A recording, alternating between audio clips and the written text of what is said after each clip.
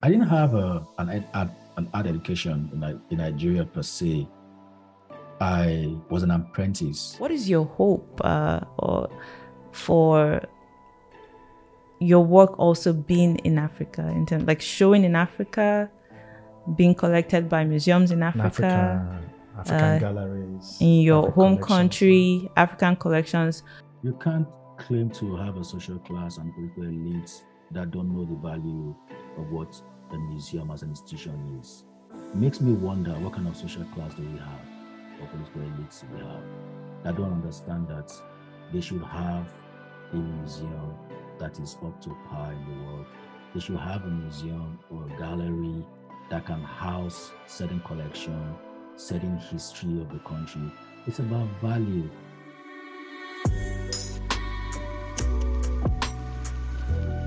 In this episode, we met with Abraham Oghobase, a Nigerian artist who now lives in Canada. We talked extensively with Abraham on contemporary practice, his interest in materiality, and the impact of family in the process of art making.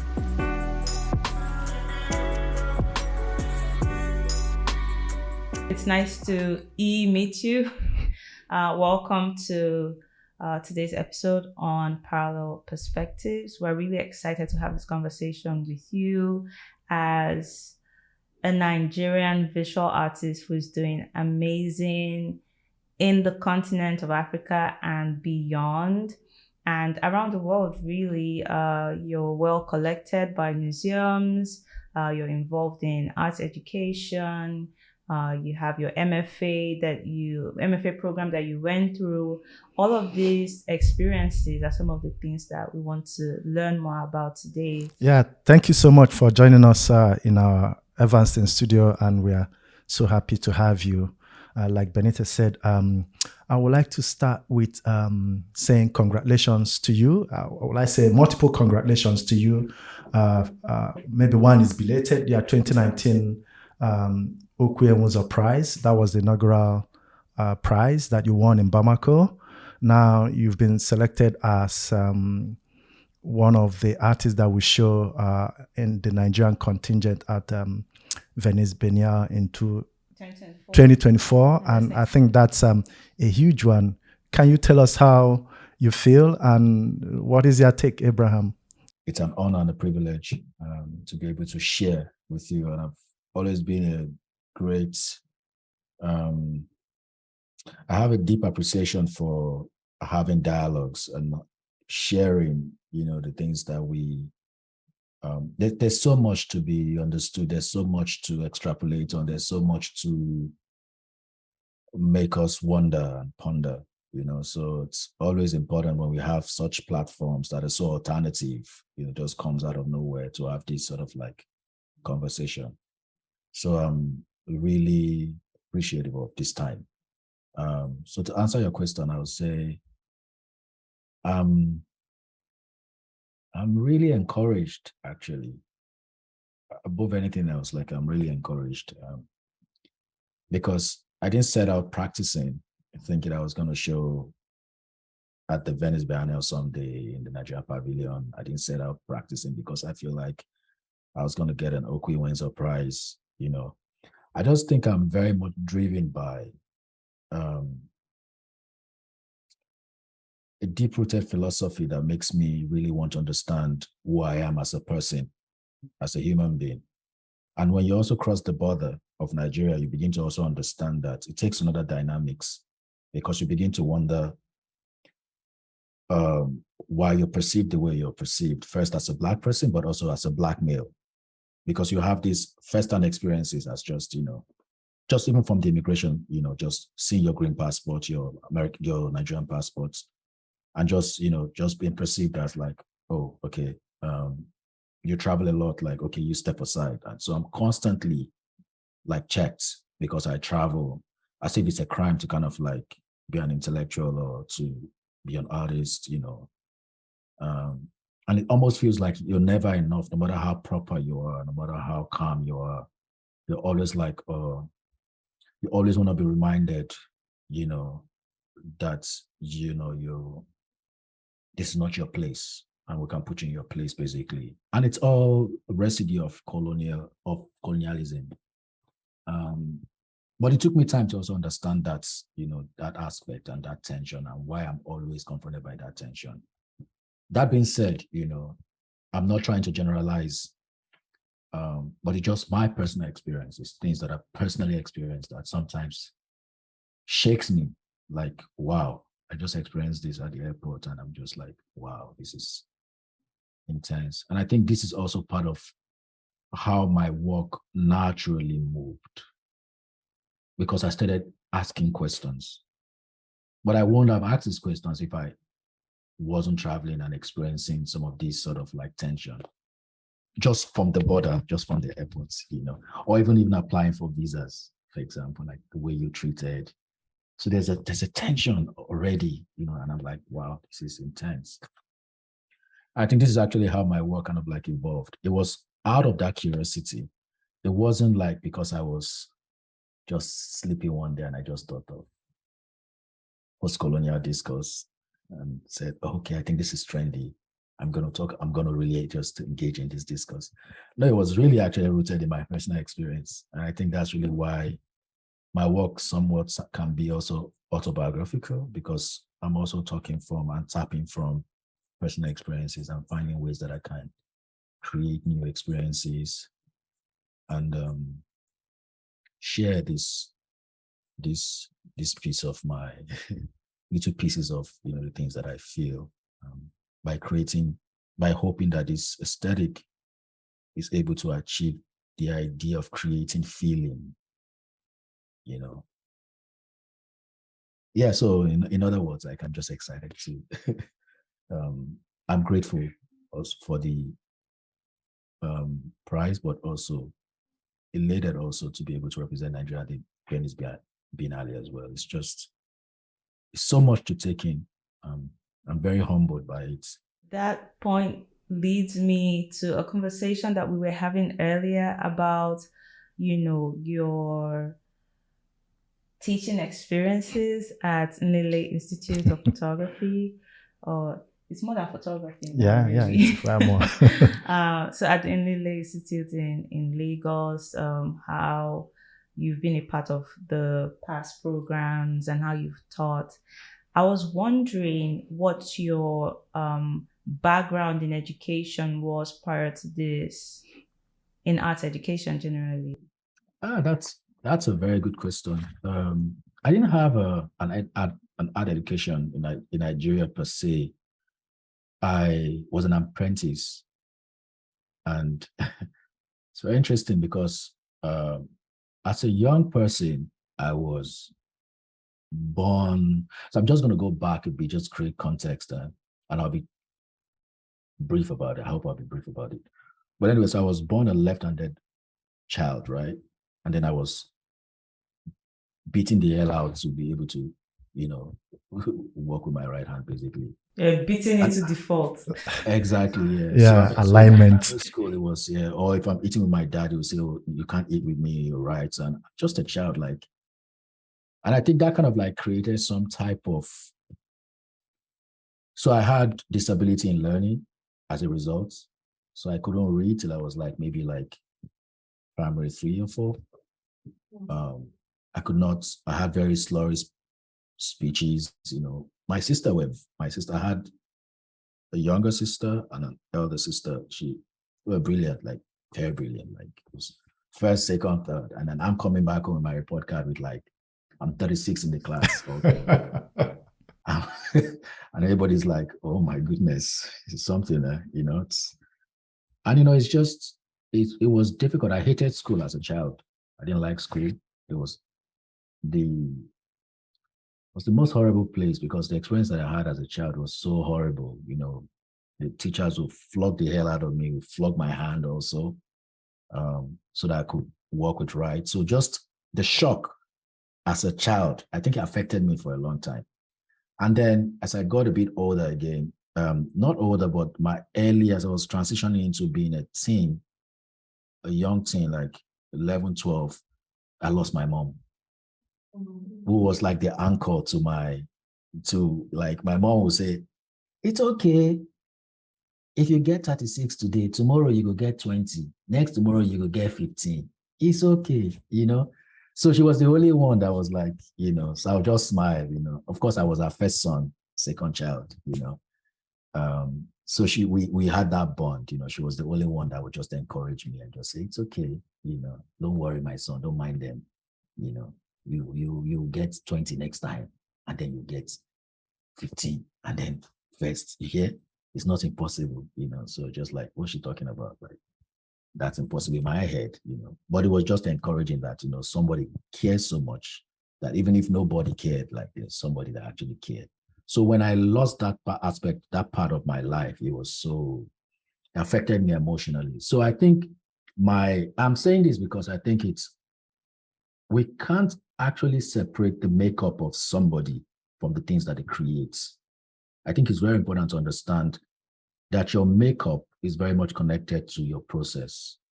And I'm saying this because my social fabric and my social historical fabric as a person affected the way that affects my sensibility and the way that I produce the things that I do, my sense of empathy towards people, and my ability to be patient. I think these are the things that constitute understanding what it means to transmit knowledge. If you've gone through certain aspect of life, you understand what constitutes the ability to be able to transmit knowledge, especially when it comes to visual art, for example, because I'll use my practice as a basis. And I just know that, over time, as I got a bit older, I was just thinking, what am I going to do in my life? Was I going to do law? My dad wanted me to read law. Like, I wasn't going to be a good lawyer. I just knew. I wanted to feel connected to what I want to do. And it was difficult, very difficult. It was just impossible to figure it out. Before you came on, we were talking about your process. And also, again, I've picked something from your explanation books, and prior, Benita has mentioned education. I want to, kind of fuse all these things together, how you've been, let me use the word influence. Like you've mentioned the book you bought that had Dorothy Lang's photographs. And I remember, I think it was in 2015 when that trip to Johannesburg for the Inland Institute Training of Trainers. And when you bought that book, and I would say that book has transformed basically your practice altogether, because I know the genesis and I know how. You have to tell me the book. What's the book? It has this about Nigerian colonization that had Lord Lugard. Was it two books? Yeah, there are two books. So one is called The Dual Mandate in British Tropical Africa, written by Lord Lugard. Yes. And then the other one is called, what's it called again? So I wanted to take you to the fact that these books have kind of aided your transition from the mysterious mind to aesthetics, to Lost in Transition, now from being, will I say, documentary photographer, street photographer, you've now transitioned into a more hybrid conceptual photographer, because I see a lot of them in your new works. And I wanted to ask, how, especially these geographies, from Nigeria, exploring the Jos landscape in, anatomy of landscape, rock anatomy, and the rock study, how these geographies have kind of influenced your work. And now you're in Canada, how has that shifted, or do you still make references to this colonial landscape, especially in Jos, Nigeria?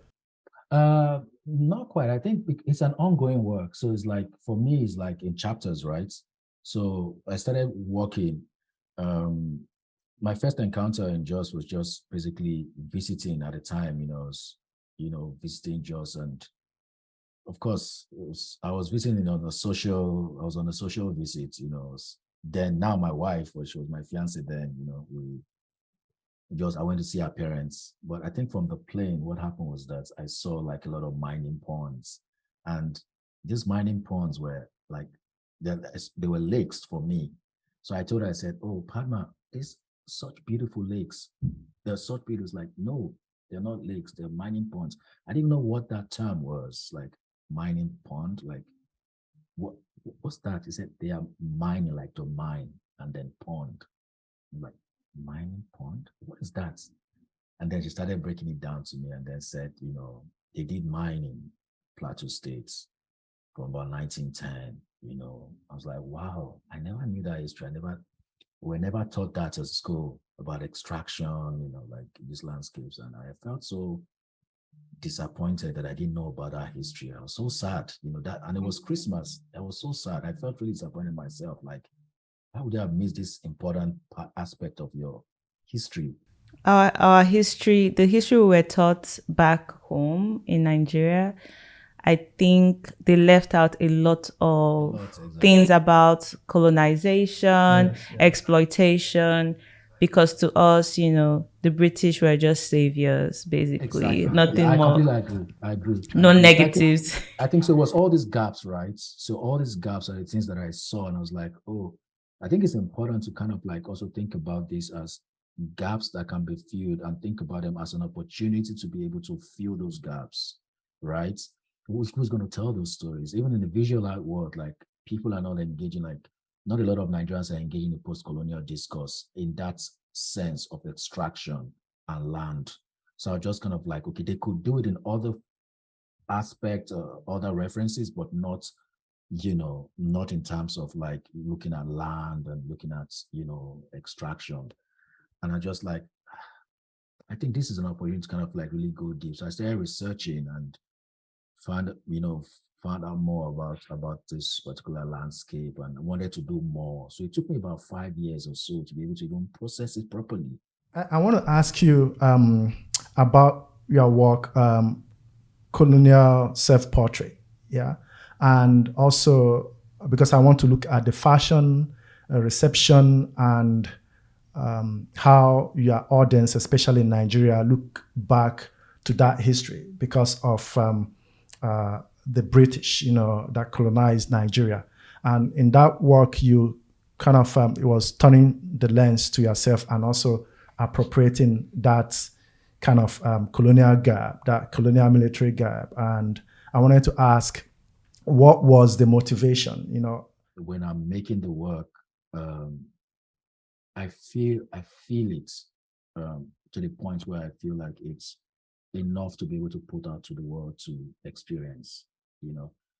It's about how an image makes you feel. It's about the tension that transpires when you encounter certain images. It's about thinking and looking at every element within the structure of that composition of that image and questioning why this image carries so much power. And then you begin to wonder, is it the mustache? Is it the costume? And what does that mean? But also, masculinity also comes into play again.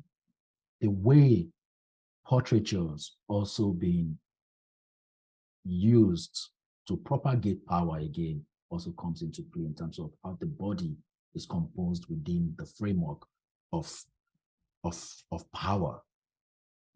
And it's very nuanced, you have to really think about these things in a very different, they're various levels, right?